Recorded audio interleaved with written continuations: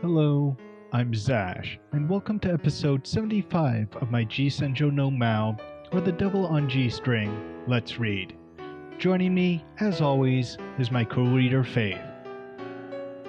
Well, looks like I was wrong about a few things. Most importantly, Mao's still alive.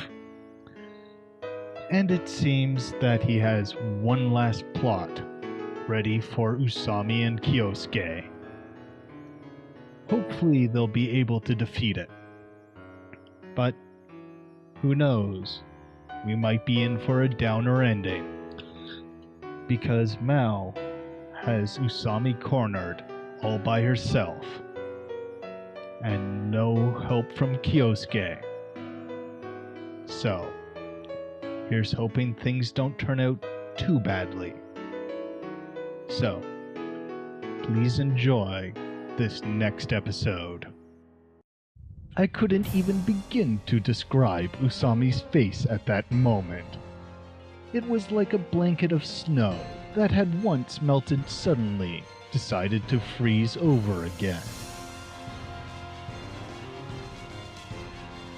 Damn it, Haru! Telling me to go out and buy vanilla extract. Damn! Yet here I am regardless, on my way back from being her errand boy. My phone suddenly rings. Since I lost my old one, I had to buy a replacement. I answer it, on the off chance that it might be a client. Evening, son. Oh, Horibe. I take it they've decided on a date for Father's funeral then? Oh, yeah, no problems there. But the thing is... Well, I realize you're probably not the guy to talk about this, but I'm fresh out of ideas. I'm listening. I wanted to ask you about this kid named Mikihisa, a kid who works for the family. You know him from Adam? No, the name doesn't ring any bells. What about him? I see. Yeah, I figured as much. Huh. Now where did that little shit disappear to? Disappear? Yeah, he's been missing ever since the incident on Central Boulevard. I have a bad feeling about this. When was the last time you saw him? Well, remember when we were moving that bus to bust through the blockade? He was the one driving the thing. The bus? My mind went back to the scene. I watched with my own eyes as a man crawled from the bus, enveloped in a pillar of flame. Oh my God. Huh? What? We'll talk about this later. I canceled the call. Without so much as closing my phone, I dialed Haru's number. The first attempt, Haru did not pick up. The second attempt, Haru did not pick up. She was supposed to be at home making chocolate, and yet I wasn't getting any answer at all. I dropped my shopping bag and ran. Shit! The man in that terrible conflagration wasn't Maou.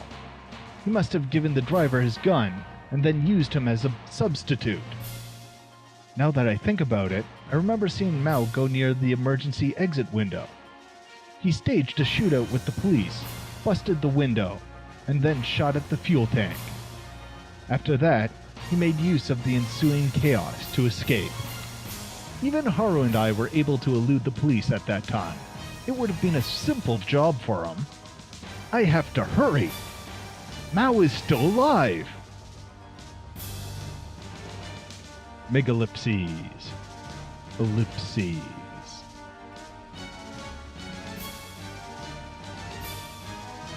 Unadulterated dread descended upon Usami Haru when she saw the devil in her doorway. She immediately dashed backwards into the living room to escape him. This is my first visit, believe it or not. It's a lovely place you've got here, really. Maou spoke with his usual confidence. Haru's eyes were still wide open in shock as she retreated further backwards into the kitchen. What's wrong, Usami? Cat got your tongue? He was still alive. Of course. I would have loved to drop everything and go see my dear old dad as soon as possible. But There were a couple loose ends that I needed to tie up first. Let me guess, you came for the chocolate? Maou grinned. Oh no, I know better. Those weren't intended for me. Then why are you here? To give you a glimpse of hell, of course. Maou advanced on Haru. The emptiness of his expression seemed suited to the grave. Haru proceeded further into the kitchen. She felt around for the kitchen knife. She grabbed air once, twice. Where is it? Hurry. Mau's getting closer. Haru eventually grabbed a pan instead. She removed the lid and chucked it at her foe. The boiling, bubbling chocolate splattered out, but failed to reach Mau's face. What was that? Mao's smile was long gone. His emotions had apparently been entirely rooted out, and his expression bore not one iota of hesitation. He's in mercenary mode. Yep. He was the angel of death himself. Haru waited for the moment that Mao stepped over a chocolate-drenched tile. When he did, she rushed him like a berserker. Mao noticed her attack and took a stance against it, but she continued to tackle regardless. The Reaper had fumbled ever so slightly. She followed through with an uppercut to the jaw. He dodged, as if he had predicted her next move. The result saw Haru losing her balance and tumbling to the living room floor. Is that it? Mao looked down on Haru as she lay on the ground.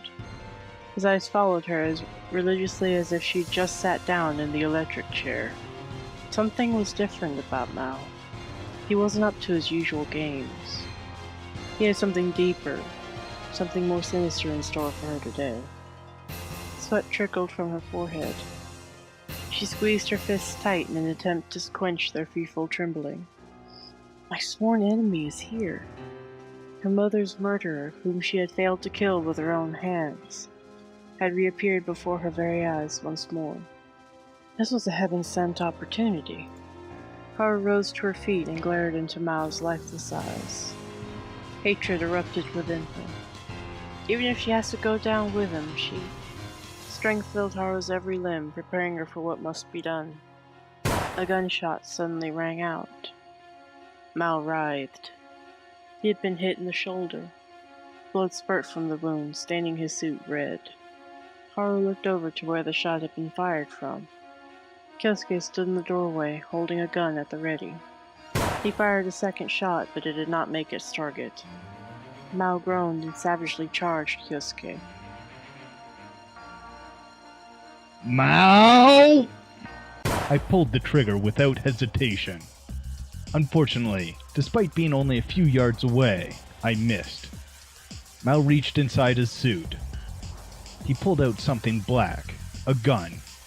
But then, for some reason, he just threw it away. Out of my way! He delivered a blow to my stomach. His strike caused me to lurch forward.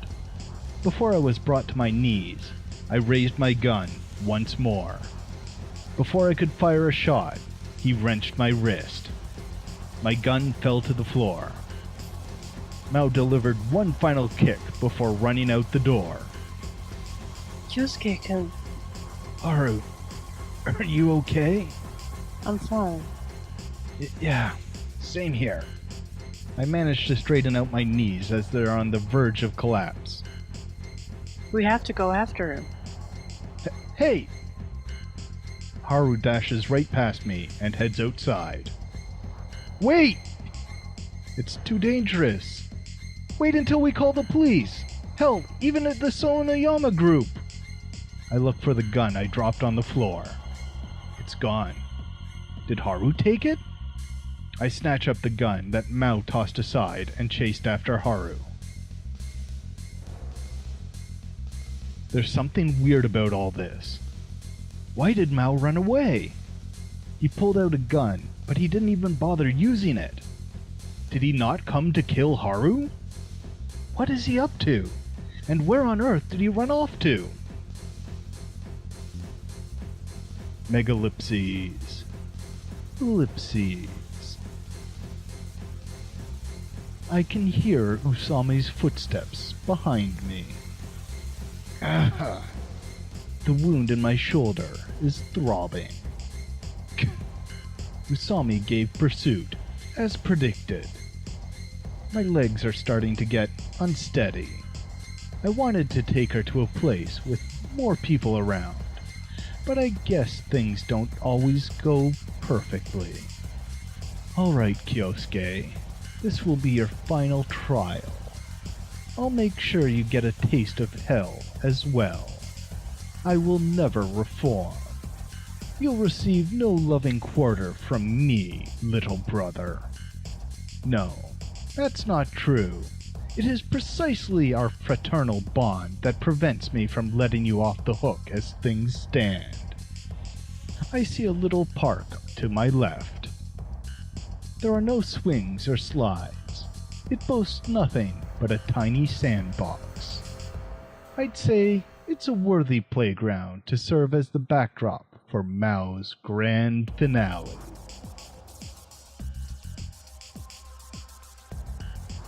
The question, what was it that served to drive Usami Haru? The answer, a thirst for revenge, accompanied by a degree of obsession. Just hearing the word Maou was enough to revive in her mind the spectacle of that day. The sound of gunfire and screams. The sight of soaring limbs and dangling organs. And the nightmare will only get worse. She must now kill, or be killed. Thus she pursues him. She carries with her the gun Kyosuke had dropped, despite her utter lack of firearms training. Mao's voice surfaces in her mind. Even during her last moment, your mother thought of you. At least spare my daughter, she kept begging and pleading with me. Maou provoked Haru, playing with her. You're no different, Usami Haru. You finally managed to find me. After all, you're just a revenant. What you need isn't love or friendship, but an adversary or evil. Something you can use as a pretext for your obsession. During this long battle, Maou had placed a curse on the hero. Isn't that why you abandoned the violin? Demons have always had a knack for taking advantage of the weakness within people's hearts. Haru had already lost all self-control. She knew what she had to do. No one would be able to get through to her now. She'll chase him down, and kill him without a second of hesitation. If she can hit a broadside of a barn with the deagle. The only question was how? Haru had already completely forgotten the gun she so tightly gripped. I ran after Haru and Maou. My pursuit took me through a quiet residential district. Suddenly, I saw Haru turn a corner to the left. That path leads to a small park, if I recall correctly. Only, I was filled with dread. I caught a glimpse of Haru's face as she left the road. There was no sign of the aloof girl I knew so well. She had a terrifying look on her face as she chased down her prey, one that I had never seen before. It reminded me of some old myth or legend. After vanquishing demons for so long, the hero himself becomes corrupt with evil. So that's it. It was at that moment I finally understood Mao's plan. It was a scheme of profound magnitude. I was attacked by a wave of despair. It's all over. I found myself looking up at the sky. Why do I look up, despite knowing there is no God to find there? For whatever reason, I can't help but look to the heavens when I imagine what is about to happen. Haru, I'm so sorry. I guess I was the only one who thought we had finally severed these chains of revenge. I guess I was the only one who thought we had finally brought an end to this karma. Maybe if we had just had a little more time, we could have truly understood each other. if we had just the opportunity to talk a little more. What are you doing, Kyosuke? Someone whispered into my ear. My head throbbed as if someone's fist had just knocked me senseless. There's only one beast who would ever do such a thing to me. Could only be the man who died protecting me. Oh, I see what you mean. I guess I'll try taking a page out of your book. We've known each other for a long time now, after all. Very well. The beast grinned. Looks like I just can't help being your son, huh? I release the gun's safety and head to the park. Megalipses. Ellipses. What are you waiting for, Usami? I lean against a tree trunk in the center of the park, awaiting her action. Her shoulders are heaving. Her eyes look no less than possessed. She's been transfigured into the very image of the Maou that I had hoped for. Come on. The safety is off. She's holding the gun properly, with both hands. All she has to do is pull the trigger. Even an amateur wouldn't miss at this range. There aren't many people around, but a bigger crowd will be sure to gather upon hearing the gunshot. The gun in Usami's hands shakes. It's clearly not out of hesitation, though. She's overcome with exultation and relief over finally being liberated from this nightmare. Her finger moves to the trigger. Die! She shouts through disheveled hair. A figure suddenly appears behind Usami. Very good. After all, I tried to ensure that Kyosuke would not have time to directly stay Usami's hand. Gunshots crack through the air. One shot lands its target within my stomach. A burning pain soon gnaws at the entire area. I see. So this is how it turns out. That gun is easy to aim, even for an amateur. I wince from the impact of the shot. But, even still, I can sense Usami's surprise at the fact that the gunshots came from behind her. She collapses straight to the ground, like she had been struck by a bolt of lightning. My vision starts to mist over. But I have no complaints with this conclusion. In fact, now, my plan has been realized. Megalipses. Ellipses. Maou. After shooting off all the bullets in the gun, I approached Maou. Haru was laying collapsed against the park's bared earth. I immediately took up her gun and stashed it away in my pocket. The event caused an uproar in the surrounding residential area. People screamed and shouted over what had just transpired. Among the commotion, I could hear someone calling the police. To my left, a middle-aged man stood pointing at me. And before me sat a man who watched over the entire spectacle with a satisfied grin. Kyosuke. Well done. I knew why Maou had come here to meet his end. There could only have been one reason. Dad, Samajima Toshikatsu is dead, isn't he? Maou nodded slowly. Father suffered from heart disease. Did you know that? I shook my head. I thought not, and that is why you had no hope of salvation. His steadily closing eyes flooded once again with tears. And you predicted it, didn't you? Or rather, you planned for the worst-case scenario. Ellipses. Getting Dad out of prison was one thing, but allowing him to start a new life was another beast entirely. He was an old man, and you had your doubts to whether or not he would survive the long boat trip. And my fears manifested into reality. In the end, it was like I killed our father with my very own hands. Did you get to see him? No. I was too late. Maou continued struggling beneath the sadness, too heavy for his shoulders. I'll have every opportunity to apologize to him in hell. But regardless, I still believe things are better this way. Instead of having him die at the hands of this country and its unfair judgment, I wanted to bestow some hope upon him at death's door. Thus, I resorted to terrorism. And all the while, you provoked Haru. He chuckled faintly. Haru, huh? His sad attempts at mockery caused blood to dribble from his mouth.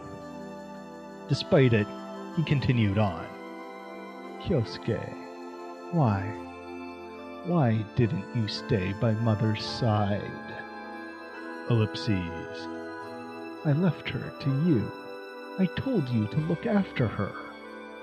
Ellipses. Why did you become the son of that debt collector? I could not answer. It was to escape a life of extreme poverty and eventually come back to get her. It was to become even more rich and powerful than Azai Gonzo himself, and then make the many people who look down on our family rue their behavior. Whatever answer I might give, it would only be an excuse to Samajima Kyohei. Was it the money? Of course. It had to be the money. Money is always at the source of conflict. It has a will of its own. War was the same way. He paused for a fit of coughing. Nevertheless, I hate those weak enough to become slaves to money. I know. That's why he had me pull the trigger. And to make things worse, he fell in love with Usami's daughter. It was only natural he couldn't forgive me. It would take magnanimity on par with the Buddha himself to simply allow our happiness. Be strong, Kyosuke. You have to atone. Although, it seems you've already figured that out. Yes, and that is why I chose to pull the trigger. But apparently, that girl over there isn't as flexible as you. You'll have to get her to open her eyes. Let her know there is no meaning in revenge. He sneered at himself. I guess Azai Gonzo was right, after all. The fool who had sought salvation through revenge smiled. Kyosuke, you know what's in store for you now that you're a killer, don't you? I nodded. I see. Then go ahead and curse me. Hatred is what? He was about to say something, then looked down, catching his mistake. No. I guess love, too, can. His sentence trailed off into the ether, never to be finished. Snow continued to pile up on what was now nothing more than a silent, motionless lump of flesh. I cannot pity him, nor can I cry. Maou remained the Maou to the very end. He died after a flawless execution of his sly, wicked, perfect plan. Just then, I remembered that my brother never did listen to classical music. Somehow, that was the saddest thing of all.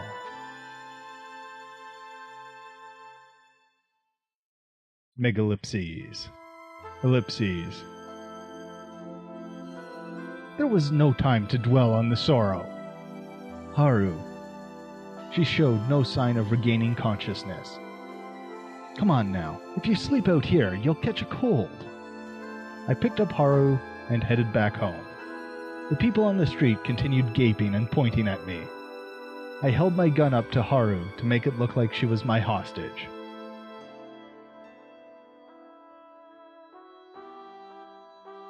The room was dark. I laid Haru down on my bed to rest and mulled over the situation alone. My eyes wandered to her violin case. It's a keepsake from Haru's mother. I wanted to hear it one more time, but I guess that dream will go unfulfilled. Unfulfilled dreams. Like her dream to be a violinist. I need to help make that dream come true. At this point, staying with her won't do her any good. In fact, my very presence would crush all chances of her success.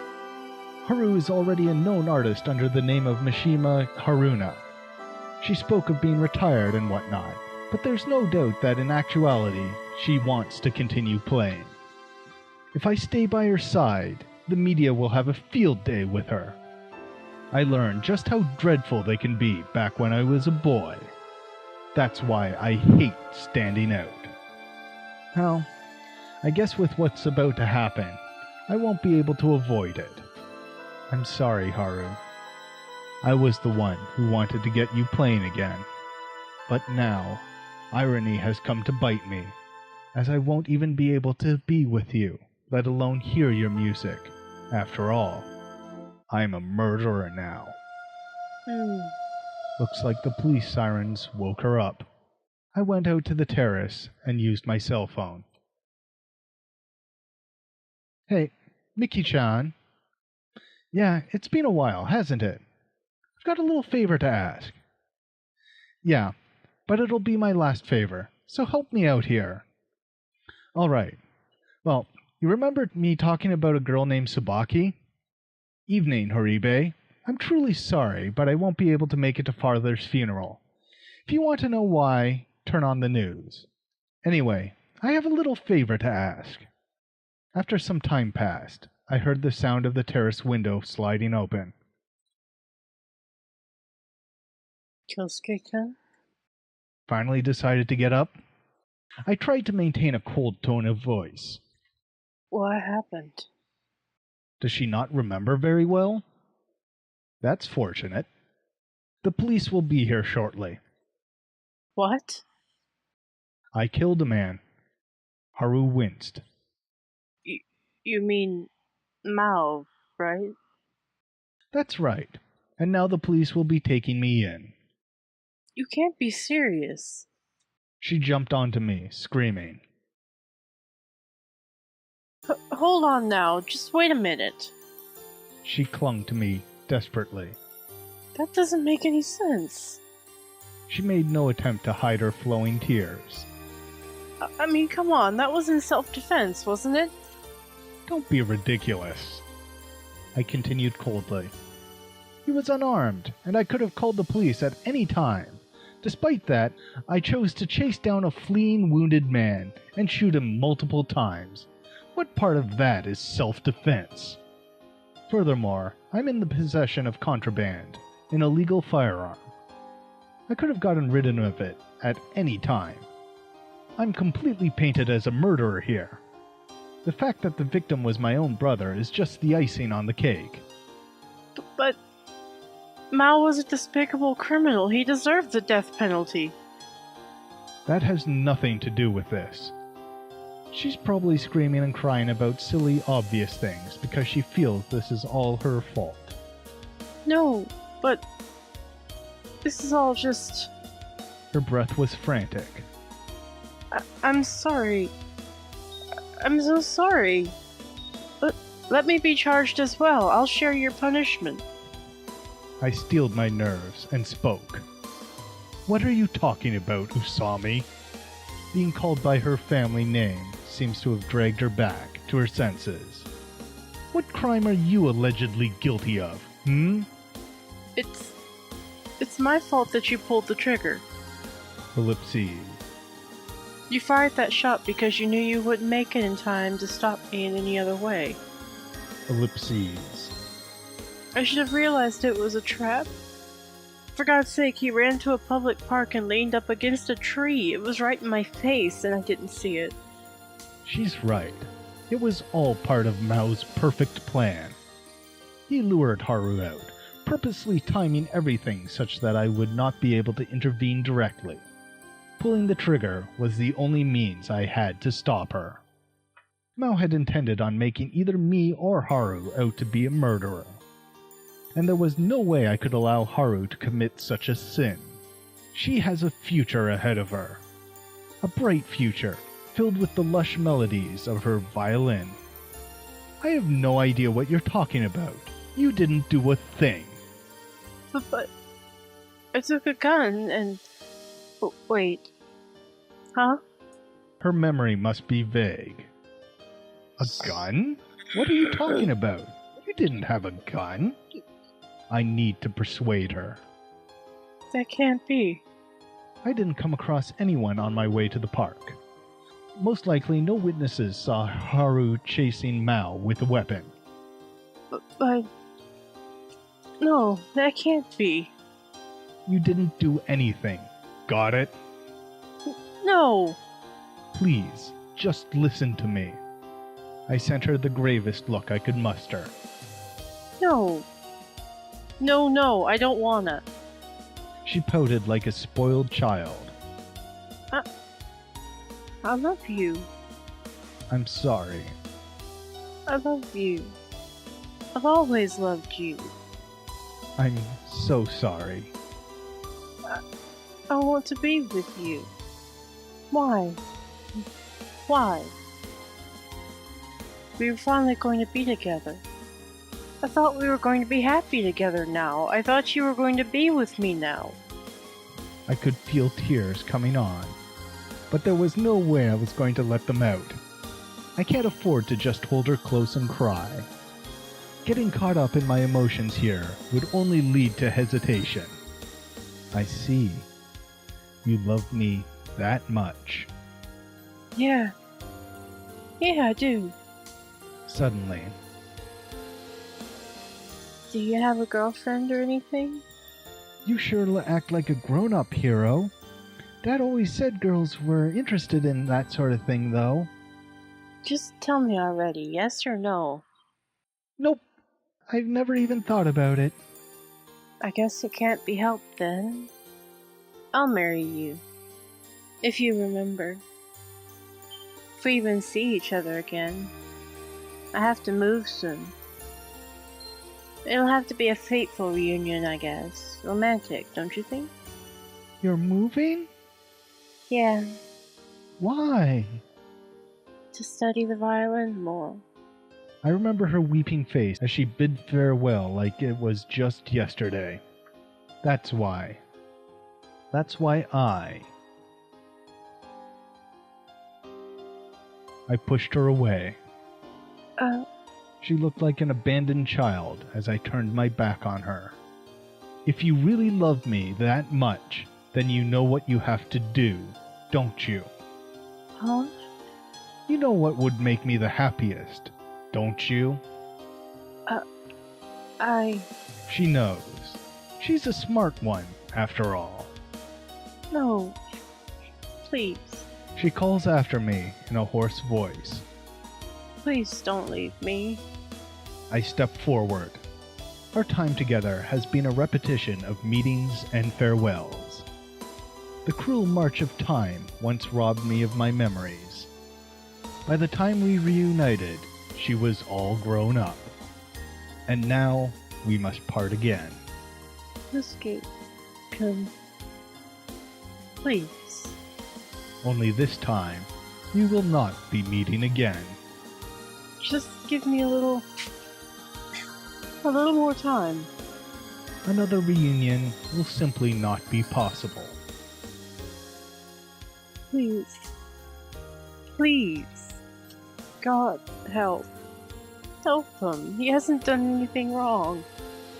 Kosuke-kun hasn't done anything. He hasn't done anything. She continued wailing. Snow fell upon her trembling shoulders, then melted away. The white sky above decorated her in shining blanket as she prayed to God. She's a good girl. Perhaps God will actually listen to the prayers of a beautiful girl like her. Unfortunately, I am not as innocent as she says. I've committed a number of sins, both light and heavy. I've come this far by living a life of deceit. I've cheated many people, Sabaki and Kanon most of all. I wasn't able to save my mother, my father, or my brother. Nevertheless, Maou has left a final trial for me, at the cost of his very own life. Very well then, Maou. I accept your challenge. Kyosuke-kun!